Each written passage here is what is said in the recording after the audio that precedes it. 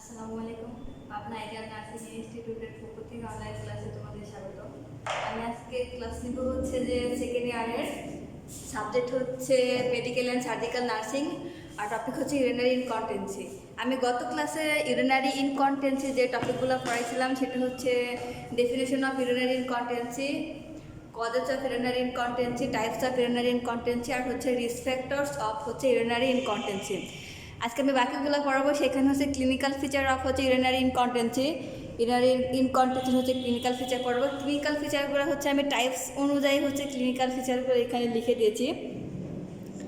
তো টাইপসের মধ্যে প্রথমে যেটা ছিল সেটা হচ্ছে স্ট্রেস ইনকন্টিনেন্সি।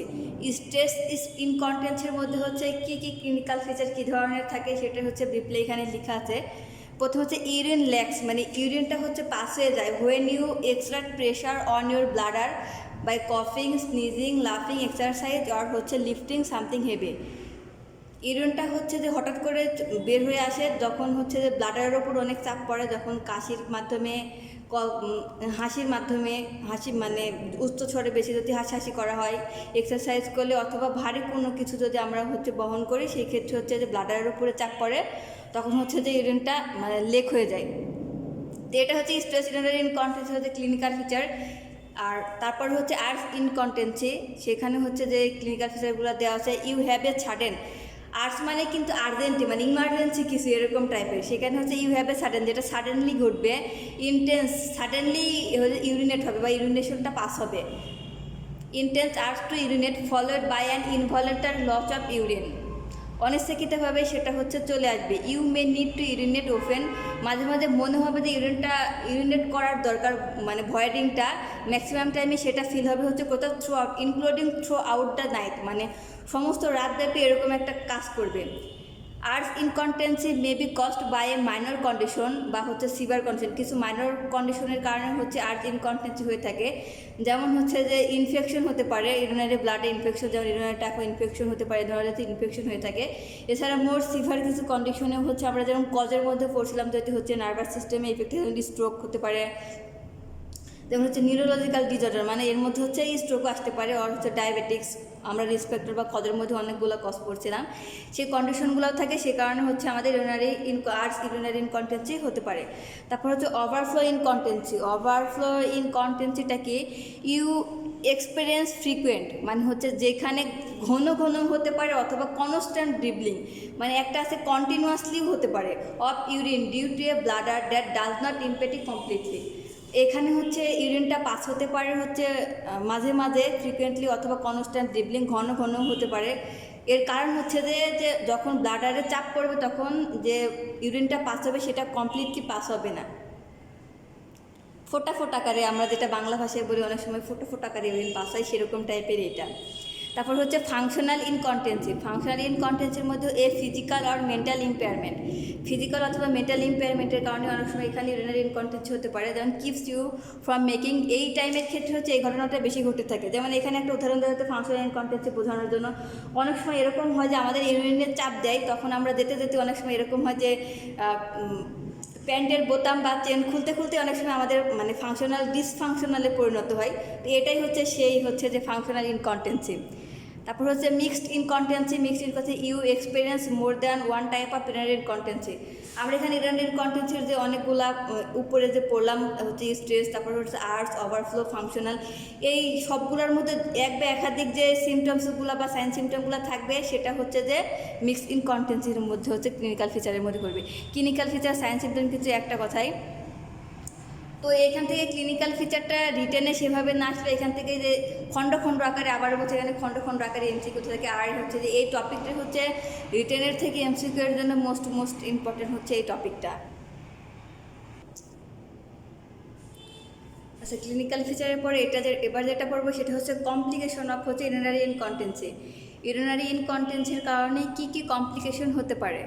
প্রথম হচ্ছে স্কিন প্রবলেম। স্কিনের কী কী প্রবলেম হতে পারে, র্যাশ, স্কিন ইনফেকশন অ্যান্ড হচ্ছে sores can develop from constantly wet skin, মানে কন্টিনিউয়াসলি যদি স্কিনটা ভেজা থাকে তাহলে অবশ্যই ওখানে র্যাশ হতে পারে, স্কিনের বিভিন্ন ধরনের যে হচ্ছে যে ইনফেকশনগুলো আছে সেগুলো হতে পারে। এছাড়া হচ্ছে যে ঘা হতে পারে বিভিন্ন ধরনের, এটা হচ্ছে স্কিনের প্রবলেম হয়।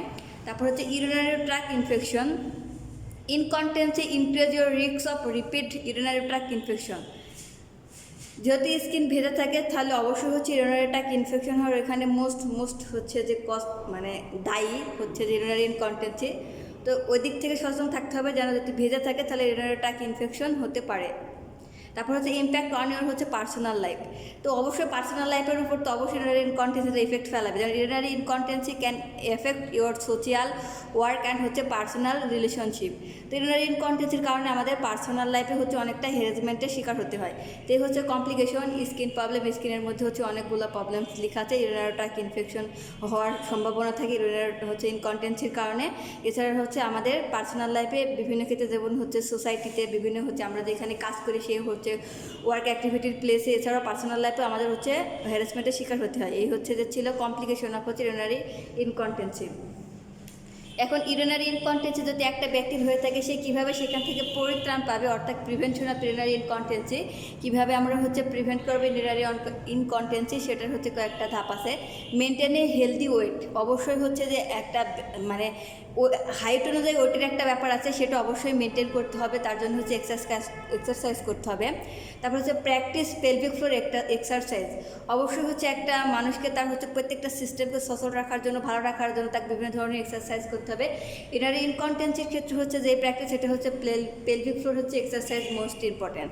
তারপর হচ্ছে অ্যাভয়েড ব্লাডার ইরিটেন্স, মানে হচ্ছে ব্লাডারের যে সিস্টেমগুলো আছে সেগুলো যেন হচ্ছে সিস্টেম অনুযায়ী কাজ করতে পারে, ব্যাঘাত না ঘটে, সেদিকে আমাদের লক্ষ্য রাখতে হবে। আর ওই যে ইরিটেন্স ব্যাপারটা যে কারণ হচ্ছে, যেমন হচ্ছে ক্যাফিন, অ্যালকোহল, এছাড়াও হচ্ছে বিভিন্ন ধরনের যে অ্যাসিডিক ফুডসগুলো আমরা খেয়ে থাকি, এই ফুডগুলোর কারণে কিন্তু আমাদের অনেকটা সিস্টেমের উপর ইফেক্ট ফেলে, অনেক সিস্টেমের উপর। তাই এই ধরনের খাবার থেকে হচ্ছে আমরা বিরত থাকবো, অ্যাভয়েড করবো।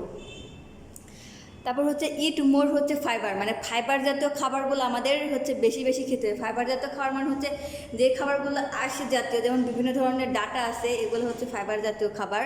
ফাইবার জাতীয় খাবার এই কারণে খাবো হুইচ ক্যান প্রিভেন্ট কনস্টিপেশন, কারণ ফাইবার জাতীয় খাবারগুলো আমাদের হচ্ছে কনস্টিপেশন প্রিভেন্ট করতে হেল্প করে। আর কনস্টিপেশন হেল্প করা মানে হচ্ছে আমাদের যখন আমরা ইউরিন পাস করব তখন অবশ্যই আমাদের ইউরিনারি ব্লাডারের উপরে কম চাপ পড়বে। এই কারণে হচ্ছে ফাইবার জাতীয় খাবারটা একটু বেশি খেতে হবে। যেসব হচ্ছে ব্যক্তিদের ইউরিনারি ইনকন্টেন্সি আছে তাহলে তাদের কনস্টিপেশন প্রিভেন্ট হবে, সেই সাথে তাদের ইউরিনারি ইনকন্টেন্সিটাও প্রিভেন্ট হবে। আর লাস্টে যেটা সেটা হচ্ছে ডোন্ট স্মোক। ওই যে স্মোকের কারণে অনেক সময় হচ্ছে ক্রনিক কফ হয়, যার কারণে হচ্ছে আমাদের ব্লাডারের উপরে চাপ পড়ে, প্রেশার পড়ে। এর জন্য অবশ্যই আমাদের কী করতে হবে, কমপ্লিটলি পরিত্রাণ করতে হবে হচ্ছে যে স্মোকটা হচ্ছে অ্যাভয়েড করতে হবে। তো এই হচ্ছে প্রিভেনশন অফ ইউরিনারি ইনকন্টেন্সির বেশ কয়েকটা ইম্পর্টেন্ট ধাপ ছিল, এগুলো হচ্ছে মোস্ট ইম্পর্টেন্ট ধাপ। তো এখান থেকে এভারেজে আমি এই টপিকটা আজকে শেষ করে দিলাম। ইউরিনারি ইনকন্টেন্সি আমি যে কন্টেন্টগুলো পড়াইছি সেই কন্টেন্টগুলো হচ্ছে যে ডেফিনেশন অফ ইউরিনারি ইনকন্টেন্সি, তারপর হচ্ছে cause of urinary incontinence, types of urinary incontinence, risk factors of urinary incontinence, এছাড়া হচ্ছে টাইপস অনুযায়ী clinical feature of urinary incontinence, complication of urinary incontinence, and last অব্দি হচ্ছে যে প্রিভেনশন অফ ইউরিনারি ইনকন্টেন্সি। এই টপিকের এইগুলো কন্টেন্টসগুলো আমি হচ্ছে পড়ানো হয়েছে, আমি পড়াইছি এই কন্টেন্টের। তো সবাই পড়ার চেষ্টা করবে, এই কন্টেন্টগুলো বুঝে পড়ার চেষ্টা করবে। যদি বুঝে পড়ো তাহলে অবশ্যই সিস্টেমটাকে কিছু হলেও অন্তত এখান থেকে কিছু বলতে পারবে তোমরা। তো এই ছিল আজকের আমার টপিক। সবাই ভালো থাকবে, সুস্থ থাকবে। আল্লাহ হাফিজ।